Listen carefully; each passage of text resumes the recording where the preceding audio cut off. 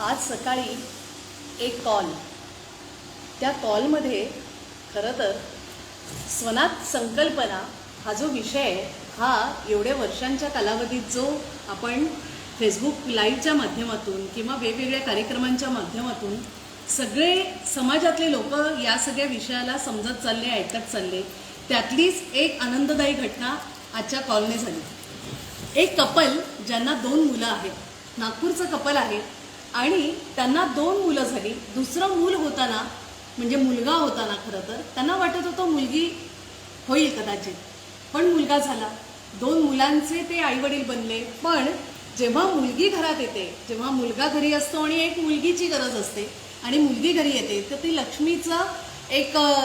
लक्ष्मी घरी आल्याचं एक फिलिंग आपल्या सगळ्यांच्या घरांमध्ये हिंदू धर्म आणि हिंदू समाजामध्ये नक्की हे मानलं जातं की पहिली लक्ष्मी जर आली तर ती धनाची पेटी असते आणि ही मुलगी ही घरी काय आनंद देते ही आपल्या सगळ्यांनाच त्याचा पूर्णपणे ती गोष्ट माहिती आहे.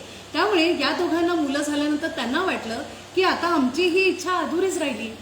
पण आम्हाला कधीतरी आम्ही ठरवलं होतं की आमचं एक बायोलॉजिकल चाइल्ड झाल्यानंतर एक ॲडॉप्शन आम्ही करू. मग मुलगा झाला तर मुलगी आणि मुलगी झाली तर मुलगा. आता कसं करायचं? 2 मुलं झालेली आहेत, मग आम्हाला ॲडॉप्शन मुलीचं करता येईल का? आम्हाला कुठून या सगळ्या संबंधातली प्रोसिजर पूर्ण करावी लागेल आणि आमच्या घरी आम्हाला तो आनंद हवा आहे. आमच्या मुलांना बहीण जर असेल तरच आमच्या दोन्ही मुलांना बहिणीचा आनंद, बहीण असण्याचा आनंद आणि त्यांचे नातेसंबंध एक कुटुंब म्हणून जो विचार आपल्या समाजात जो वृद्धिंगत होत गेलेला आहे, आपल्या संस्कृतीचा भाग आहे की प्रत्येक घरी एक मुलगा असावा आणि एक मुलगी असावी.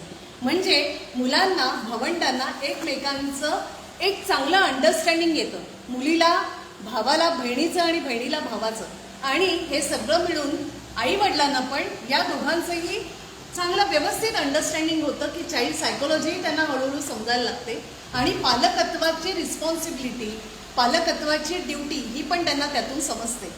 आता या कपलला जेव्हा हा सगळा स्वनाथ फाउंडेशन कडून चाललेला जो अभियानाचा विषय त्यांना समजला, ते गेले अनेक वर्षापासून स्वनाथ फाउंडेशनच्या सगळ्याच गतिविधी ज्या आपल्या वेगवेगळ्या प्रकारचे उपक्रम चालतात त्याच्याविषयी ते अवेअर आहे. आणि त्याचमुळे त्यांना वाटलं की आम्हाला फॉस्टरिंग करून जर मुलगी मिळाली तर माझ्या दोन्ही मुलांना तो वेगळा जो आनंद असेल तो आमच्या सगळ्याच, एक आमचं जॉईंट फॅमिली पण आहे त्यामुळे आमच्या एक्सटेंडेड फॅमिलीला पण तो आनंद देता येऊ शकेल.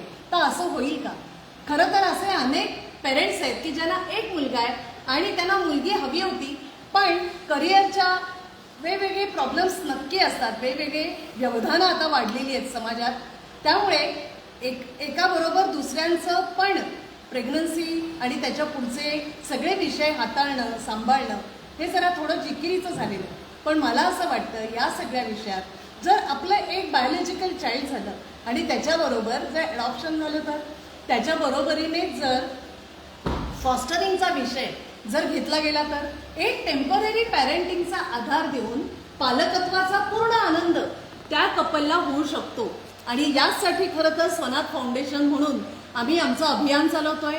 या सगळ्या विषयातलं जे चांगल्या प्रकारचं अंडरस्टँडिंग समाजात प्रस्थापित व्हावं यासाठी पण आम्ही वेगवेगळे एफर्ट्स घेतोय.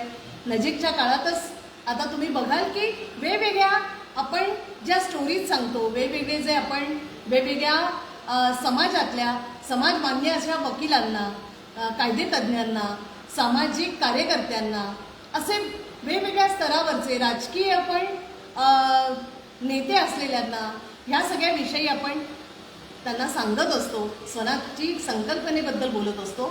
या सगळीकडेच इतकी चांगली सकारात्मकता या विषयाला मिळते की हळूहळू एक स्थान स्वनाथ फाउंडेशन म्हणून जे फॉस्टर केअर सर्व्हिसेसबद्दलचा जो विषय आम्ही सांगतोय याचं एक समाजात चांगली मान्यता आणि चांगलं स्थान आम्हाला मिळणार हे नक्की, आमच्या मुलांना कुटुंब मिळणार हे पण नक्की.